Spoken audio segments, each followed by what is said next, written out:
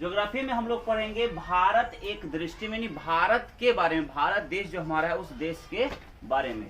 तो सा अध्याय लंबा होगा, गौर से सुनना समझना, जहां दिक्कत होगा वहां पूछ लेना, ठीक है। भारत का अन्य नाम क्या है, भारत को हम भारत के अलावा और किस किस नाम से जानते हैं, ठीक है। तो भारत को हम भारत के अलावा आर्यावर्त भी बोलते हैं, जम्बू द्वीप भी कहते हैं, भारत वर्ष भी कहा जाता है, हिंदुस्तान भी कहते हैं और इंडिया भी कहते हैं, ठीक है। भारत की राजधानी कहाँ है, तो भारत की राजधानी नई दिल्ली है। कहाँ है, नई दिल्ली। भारत का भौगोलिक स्थिति क्या है, यानी भौगोलिक रूप से भारत कहाँ स्थित है, तो भारत जो है भौगोलिक रूप से उत्तर पूर्वी गोलार्ध में अवस्थित है। कहाँ है, उत्तर पूर्वी गोलार्ध में। जैसे अगर सपोज कर लो कि ये ग्लोब है ना, और ये अगर विषुवत रेखा है और ये कर्क रेखा है ना, इस जगह पे भारत है, लगभग ऐसे, यहाँ पे ऐसे इस प्रकार से भारत है यहाँ पे, ठीक। और ये मानो इसे ई हुआ इस क्या, तो इधर हुआ उत्तर और ये हुआ पूरब, तो ये उत्तर और पूर्वी भाग में है, उत्तर पूर्वी गोलार्ध में भारत स्थित है। ऐसा समझ में। फिर लिखें भारत का अक्षांशीय विस्तार कितना है, तो भारत का अक्षांशीय विस्तार 8 डिग्री 4 मिनट उत्तरी अक्षांश से 37 डिग्री 6 मिनट उत्तरी अक्षांश तक है।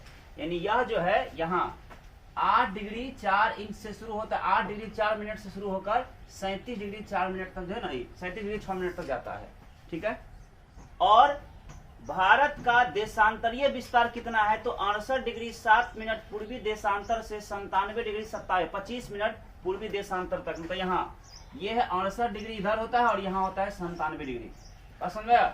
सपोज कर लो अगर भारत का ये नक्शा है ऐसे इस प्रकार से, ठीक है, इस प्रकार से भारत का नक्शा है, ये जो है ना यहाँ पे है तुम्हारा 8 डिग्री 4 ऐसे 8 डिग्री 4 मिनट, और यहाँ पे इस जगह पे है तुम्हारा 37 डिग्री 6 मिनट, और इधर पूर्वी देशांतर तुम्हारा 68 डिग्री 7 मिनट, और इधर है 97 डिग्री 25 मिनट। ऐसा समझ में। इसी को फिर लिखें क्या, भारत का ज्यामितीय आकार कैसा है, तो भारत ज्यामितीय रूप से चतुष्कोणीय है। भारत का ज्यामितीय आकार क्या है, चतुष्कोणीय। भारत का मानक समय कहां से होकर गुजरता है, तो भारत का जो मानक समय होता है वो 82.5 डिग्री पूर्वी देशांतर से। मतलब भारत का जो नक्शा है ना, ऐसे इस प्रकार से जो भारत का नक्शा है ना, सपोज कर लो इस प्रकार से, तो यहाँ पे जो है 82.5 डिग्री जो होगा इससे गुजरता है, जो इलाहाबाद के पास मिर्जापुर नाम का जगह है वहां से गुजरता है। और ये मानक समय रेखा से 5.5 घंटा आगे है। कितना है, 5.5 घंटा। और यह जो मानक समय रेखा है ये भारत के 5 राज्य से होकर गुजरता है। कितने राज्य से, 5 राज्य से। इसी को लिखे हैं मानक समय में कि मानक समय जो है 82.5 डिग्री पूर्वी देशांतर इलाहाबाद के समीप मिर्जापुर का समय होता है। भारत में भारत का मानक समय कहां से जाता है, इलाहाबाद के नजदीक मिर्जापुर से। और यह जो है ग्रीनविच माध्य समय से 5.5 घंटा, मतलब 5 घंटा 30 मिनट आगे है। और भारत में 82.5 डिग्री पूर्वी देशांतर जो रेखा है, पूर्वी देशांतर जो रेखा है यह 5 राज्य से होकर गुजरता है ना। जो पहला है उत्तर प्रदेश, फिर मध्य प्रदेश, छत्तीसगढ़, उड़ीसा और आंध्र प्रदेश। उत्तर प्रदेश, मध्य प्रदेश, छत्तीसगढ़, उड़ीसा और आंध्र प्रदेश। ऐसे नहीं, इसमें इधर कैसे हो जाता है, ये लगभग 5 राज्य से होकर गुजरता है, ठीक है, याद रहेगा। भारत की लंबाई उत्तर से दक्षिण की ओर, देखो उत्तर से दक्षिण की ओर भारत की कुल लंबाई कितना है, तो भारत की कुल लंबाई है 3214 किलोमीटर। उत्तर से दक्षिण की ओर 3214 किलोमीटर, ठीक है। और पूरब से पश्चिम की ओर भारत की कुल चौड़ाई कितना है, तो 2933 किलोमीटर। कितना है, 2933 किलोमीटर। कोई दिक्कत नहीं ना। आगे देखो भारत की जलवायु कैसी है, तो भारत की जलवायु मानसूनी जलवायु। कैसी है, मानसूनी जलवायु है ना। भारत की जलवायु कैसी है, मानसूनी। एक बात याद रखना, ग्लोब में जो 0 डिग्री होता है, 0 डिग्री का जो रेखा होता है इसको कहते हैं विषुवत रेखा। क्या कहते हैं, विषुवत रेखा। 0 डिग्री के बाद 23.5 डिग्री का जो रेखा खींचा गया है उसको कहते हैं कर्क रेखा। ये हुआ उत्तरी कर्क रेखा, और ये जो नीचे हुआ ये 23.5 डिग्री नीचे, इसको कहते हैं मकर रेखा। ऊपर में जो है उत्तर दिशा में 23.5 डिग्री झुका हुआ, ये उत्तरी कर्क रेखा कहलाता है। और जो दक्षिण में है ये इस साइड से झुका हुआ है, इसको कहते हैं मकर रेखा। ठीक है, और कर्क रेखा तथा मकर रेखा के जो बीच का जो क्षेत्र पड़ता है, इसी क्षेत्र को कहते हैं उष्ण कटिबंध, जहाँ पे गर्मी बहुत अधिक पड़ता है, जो क्या कहते हैं उष्ण कटिबंध। और उष्ण कटिबंध के ऊपर है ना, ये जो है 23.5 डिग्री है ना से 66.5 डिग्री के बीच, ये कहलाता है उत्तरी शीतोष्ण कटिबंध, जिसमें हम लोग पढ़ते हैं। ठीक है, कर्क रेखा से ऊपर बिहार भी इसी में आता है, उत्तरी शीतोष्ण कटिबंध में। और मकर रेखा से नीचे वाला भाग कहलाता है दक्षिणी शीतोष्ण कटिबंध, और ये वाला भाग हुआ शीत कटिबंध, यहाँ हुआ शीत कटिबंध। पसंद है? आगे देखो, भारत का क्षेत्रफल कितना है? तो जैसे बिहार का क्षेत्रफल कहते हैं 94,163 वर्ग किलोमीटर, उसी प्रकार भारत का क्षेत्रफल है 32,87,263 वर्ग किलोमीटर। कितना है? 32,87,263 वर्ग किलोमीटर। विश्व के कुल क्षेत्रफल का कितना प्रतिशत क्षेत्रफल भारत में है? तो 2.4% क्षेत्रफल। कुल विश्व के क्षेत्रफल का 2.4% भाग भारत का है। फिर लिखे हैं क्षेत्रफल के दृष्टि से विश्व में भारत का स्थान कैवां है? तो भारत का स्थान पूरे विश्व में क्षेत्रफल की दृष्टि से 7वां है। पहला स्थान पर रूस, दूसरा स्थान पर कनाडा, तीसरा स्थान पर चीन है। ठीक है, पहला स्थान पर रूस, दूसरा स्थान पर कनाडा, तीसरा पर चीन, और भारत का स्थान बढ़ते बढ़ते 7वां स्थान पर है क्षेत्रफल की दृष्टि से। इसके बाद जनसंख्या की दृष्टि से विश्व में भारत का स्थान क्या है? तो पहले दूसरा था, पहला स्थान पर चीन था, लेकिन अब भारत का स्थान पहला हो गया है। ठीक है, विश्व में सबसे अधिक जनसंख्या भारत की है। भारत का लिंग अनुपात कितना है? तो भारत का लिंग अनुपात 943 महिला प्रति 1000 पुरुष पर है, जैसे बिहार का था 918 महिला प्रति 1000 पुरुष पर। ठीक है, भारत में कुल कितने राज्य और कितने केंद्र शासित प्रदेश हैं? छूट गया ना रे। कुल साक्षरता दर भारत का क्या है? तो 74.04%। और भारत में कितने राज्य और कितने केंद्र शासित प्रदेश हैं? तो भारत में कुल 28 राज्य और 8 केंद्र शासित प्रदेश हैं। भारत में कर्क रेखा जो है कितने राज्य से होकर गुजरती है? जो कर्क रेखा है बताइए, जो कर्क रेखा ये भारत में कितने राज्य से गुजरती है? इसका एक स्पेशल वीडियो बना के डाला हुआ है, बताया तुम लोगों को। भारत में कर्क रेखा कुल 8 राज्य से होकर गुजरती है, और वो 8 राज्य कौन कौन है? गुजरात, राजस्थान, मध्य प्रदेश, छत्तीसगढ़, झारखंड, पश्चिम बंगाल, त्रिपुरा और मिजोरम। ये 8 राज्य से होकर कर्क रेखा गुजरती है। ठीक है, फिर भारत का विस्तार कितना है? जैसे भारत का जो कुल क्षेत्रफल है उसमें कितना प्रतिशत क्षेत्र में पहाड़ है, कितना में मरुस्थलीय, कितना में पहाड़ है, कितना में पठार है, कितना में मैदानी भाग है, इसके बारे में उसको लिखे विस्तार और प्रतिशत में कि भारत में कुल पर्वतीय क्षेत्र कितना है? तो कुल क्षेत्रफल का 10.7% भाग में पर्वतीय क्षेत्र है।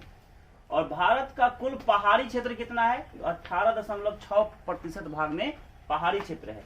और कुल पठारी क्षेत्र 27.7% भाग में है। और मैदानी क्षेत्र 43% भाग में मैदान है, समतल प्लेन। ठीक है, और भारत का राष्ट्रीय नदी कौन सा है? तो भारत की राष्ट्रीय नदी गंगा नदी को माना जाता है ना। भारत की राष्ट्रीय नदी कौन सी है? गंगा नदी। भारत का राष्ट्रीय जलीय जीव किसे कहा गया है? तो भारत का राष्ट्रीय जलीय जीव गांगे डॉल्फिन को भारत का राष्ट्रीय जलीय जीव माना गया है।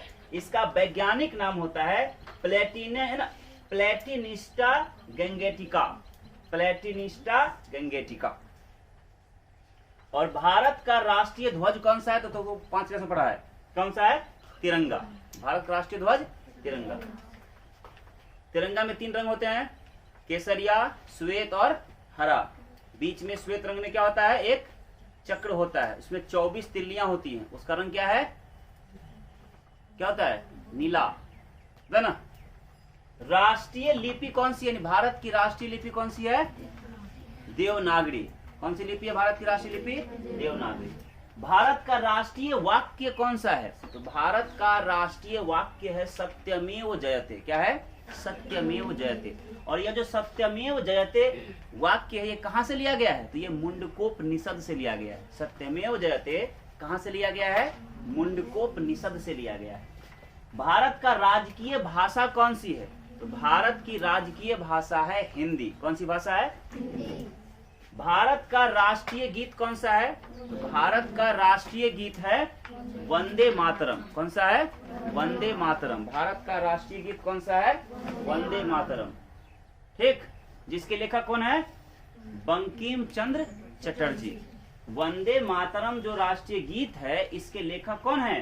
बंकिम चंद्र चटर्जी। उसी प्रकार भारत का राष्ट्रीय गान कौन सा है? तो भारत का राष्ट्रीय गान है जन गण मन, है ना? याद किया ना, जन गण मन अधिनायक की जय है, उसी को कहते हैं हम लोग राष्ट्रीय गान। और इसके लेखक हैं रविंद्रनाथ टैगोर। कौन है? रविंद्रनाथ टैगोर। जन गण मन की रचना किसने की है? रविंद्रनाथ टैगोर ने। भारत का राष्ट्रीय चिन्ह कौन सा है? तो अशोक स्तंभ। कौन सा है? अशोक स्तंभ। देखा होगा इस प्रकार से पिलर रहता है, पिलर के ऊपर जो है ना 3 को तुमको बाघ दिखाई देगा, एक तो आगे की ओर दिखता हुआ, एक तो बाघ दिखाई देगा इसी साइड दिखता हुआ, और एक बाघ दिखाई देगा इस साइड दिखता हुआ, दिखता है, एक पीछे की ओर रहता है, इसी को कहते हैं अशोक स्तंभ। ठीक है, ये राष्ट्रीय क्या है? चिन्ह है। ठीक, भारत का राष्ट्रीय पुष्प कौन सा है? तो भारत का राष्ट्रीय पुष्प है कमल, जिसका कमल का वैज्ञानिक नाम है नीलंबो नुसिफेरा। क्या है? भारत का राष्ट्रीय फूल है, राष्ट्रीय पुष्प है कमल, और कमल का राष्ट्रीय वैज्ञानिक नाम क्या है? नीलंबो न्यूसिफेरा। क्या है? नीलंबो न्यूसिफेरा। भारत का राष्ट्रीय वृक्ष कौन सा है? तो भारत का राष्ट्रीय वृक्ष होता है बरगद का वृक्ष। किसका वृक्ष? बरगद का वृक्ष। और राष्ट्रीय वृक्ष बरगद जो है, इसका वैज्ञानिक नाम पड़ता है फाइकस बेंगालेंसिस। क्या? Ficus benghalensis. और उसी प्रकार भारत का राष्ट्रीय पक्षी कौन सा है? मोर। भारत का राष्ट्रीय पक्षी है मयूर मोर। ठीक है, और इसका वैज्ञानिक नाम है पावो क्रिस्टेटस। क्या? पावो क्रिस्टेटस। भारत का राष्ट्रीय विरासत पशु, भारत का राष्ट्रीय विरासत पशु किसे कहा गया है? हाथी को। हाथी को भारत का राष्ट्रीय विरासत पशु कहते हैं। फिर लिखे हैं भारत का राष्ट्रीय पशु कौन सा है? विरासत पशु हाथी है, लेकिन भारत का राष्ट्रीय पशु कौन है? बाघ। कौन है? बाघ। और बाघ का वैज्ञानिक नाम होता है Panthera Tigris. Panthera Tigris. Bharat के चातुर्दिक अंतिम बिंदु, मतलब भारत का चारों तरफ से बसा हुआ अंतिम बिंदु कौन सा? जैसे भारत का सबसे उत्तर में, सब भारत के नक्शा में सबसे उत्तर में जो बिंदु है, उस बिंदु को क्या कहते हैं? इंदिरा कॉल कहते हैं, जो लद्दाख में पड़ता है। कहाँ पड़ता है? लद्दाख में। और कौन सा है? इंदिरा कॉल, सबसे उत्तर में। ठीक है, और भारत के सबसे दक्षिण में है इंदिरा पॉइंट। कौन है? इंदिरा पॉइंट, जो पड़ता है तुमको ग्रेट निकोबार द्वीप समूह में। ठीक है, लेकिन अगर दक्षिण में मुख्य भूमि का बात कहा जाए, तो भारत के सबसे दक्षिण में मुख्य भूमि पर स्थित कन्याकुमारी सबसे दक्षिणतम बिंदु है, जो पड़ता है तमिलनाडु में। कहाँ पड़ता है? तमिलनाडु में। और भारत का सबसे पूर्वी, सबसे पूर्व में स्थित जगह का नाम है किबीथू। क्या है? किबीथू, जो अरुणाचल प्रदेश में पड़ता है। और सबसे पश्चिम में, सबसे पश्चिम का बिंदु भारत का कौन सा है?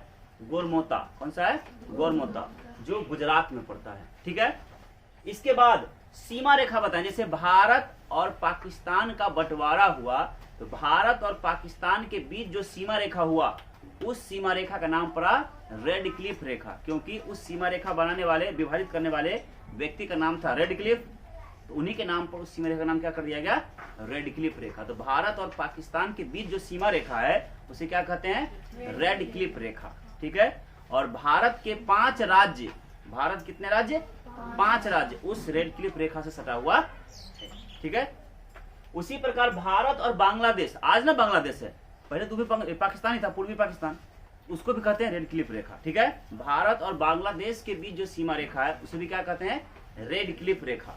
और वह भी रेड क्लिफ रेखा जो है, भारत के 5 राज्यों से अपना सीमा साझा करता है। ठीक है, और भारत तथा चीन के बीच जो सीमा रेखा है, भारत और चीन के बीच जो सीमा रेखा है, उसे कहते हैं मैकमोहन रेखा। क्या कहते हैं? मैकमोहन रेखा। यह भी अपने 5 राज्यों से सीमा साझा करता है ना। और भारत तथा अफगानिस्तान, भारत और अफगानिस्तान के बीच जो सीमा रेखा है, उसको कहते हैं डुरंड रेखा। कौन सा कहते हैं? डुरंड रेखा। और यह भारत के एकमात्र लद्दाख राज्य से सटा हुआ है। कोई दिक्कत? कंप्लीट हो जाएगा। समस्या किसी को कुछ हो, पूछना हो तो पूछ लो, समझा देंगे।